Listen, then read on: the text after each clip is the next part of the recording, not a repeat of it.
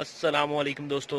آج جو میں آپ کے ساتھ ویڈیو شیئر کر رہا ہوں یہ ویڈیو ہے ڈگری بنگلہ کے لیے۔ تو جو ڈگری بنگلہ روڈ ہے اس کے بارے میں مشتاق غنی صاحب نے کچھ باتیں کی ہیں، تو اب ہمیں امید ہے کہ ہماری جو محنت ہے وہ رنگ لائے گی اور بہت جلد یہ روڈ بن جائے گا۔ اور جو لوگ سمجھ رہے تھے کہ یہ فیس بک پہ ہم سب لوگ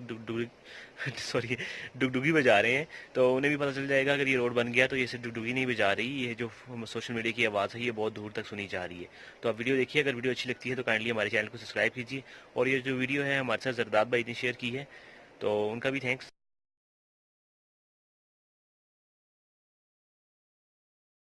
سر ایک روڈ ہے سی پیک جسے کہا جائے تو وہ بالکل بھی بلا شبہ اس سے کم نہیں ہوگا یہ گلیات کے لیے، ٹھنڈیانی سے میرا جانی ڈگری بنگلہ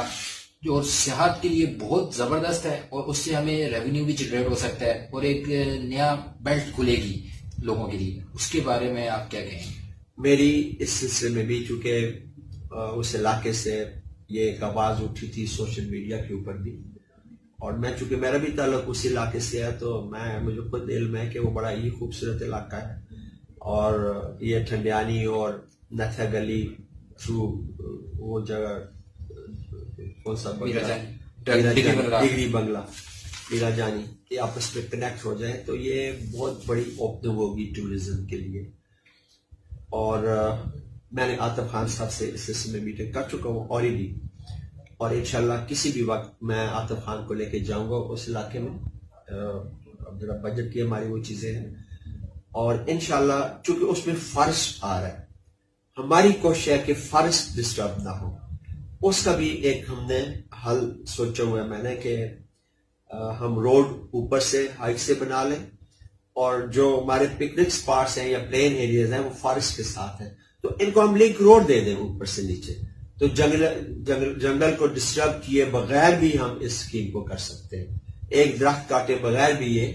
بن سکتا ہے، جو میں نے وہاں کے لوگوں سے انفارمیشن لی ہے اس کے تحت، بٹ یہ ایٹ دا اسپاٹ ڈیسیژن ہوگی انشاءاللہ۔ اور میں عاطف خان صاحب جو ہمارے ٹورزم کے منسٹر ہیں، ہم دونوں اس کو وزٹ کریں گے جا کے، اور اس کے لیے پورا پلان۔ ویسے بھی ہمارا جو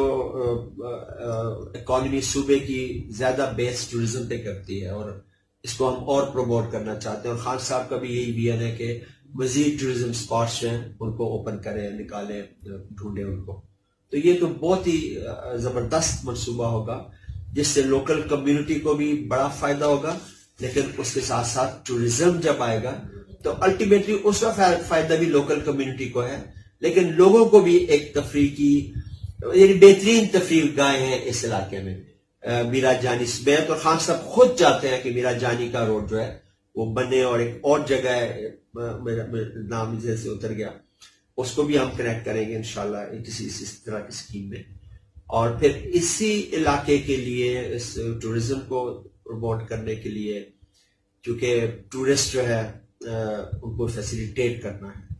اور جب یہ ایبٹ آباد کی طرف آتے ہیں اور جاتے ہیں یہاں 3 گھنٹے ٹریفک میں پھنس جاتے تھے،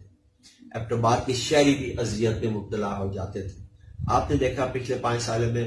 1 ارب روپے سے ہم نے ایبٹ آباد کے اس روڈ کو ٹھیک کیا، ڈویلائز کیا مری روڈ کو۔ اس سال 1 منٹ کے لیے بھی وہاں ٹریفک نہیں رکی اور ٹورسٹ آسانی سے آتے جاتے رہے۔ ابھی اس بجٹ میں انشاءاللہ آپ دیکھیں گے کہ ہم نے پیسے رکھے ہیں، یہ ایف ڈبلیو کو کانٹریکٹ بھی دے دیا ہے ہم نے، 18 کلومیٹر ایبٹ آباد بائی پاس، یہ ایوب برج سے دھمتوڑ تک جائے گا۔ اس سے بھی لوکل لوگوں کو بھی بڑا سکون مل جائے گا، اور ٹورزم والے ٹورسٹ بھی آسانی سے گلیات کی طرف سے اس طرف سے ایبٹ آباد کو ٹچ کیے بغیر آ جا سکیں گے۔ تو یہ روڈ بھی یہ کوئی 2.25 بلین روپیز کا روڈ ہے، یہ ایبٹ آباد بائی پاس، اور کنٹریکٹ ہو چکے ہیں، ابھی کام شروع کرنا ہے انشاءاللہ۔ کوئی تھوڑا کام ہوا بھی تھا لیکن فنڈز نہیں تھے تو وہ رک گیا تھا، ابھی فنڈز ہم کر رہے ہیں اس کے لیے۔ تو ہم ٹورزم کے لیے بہت زیادہ کام کر رہے ہیں پورے صوبے میں، اور انشاءاللہ یہ جس روڈ کا میں نے آپ نے ذکر کیا اس کو ہم نے بالکل پریورٹی پہ رکھا ہوا ہے۔ صرف اس کے راہ میں رکاوٹ فارسٹ آ رہا تھا، اب ہم اس کا سلوشن کچھ میں نے تلاش کیا ہے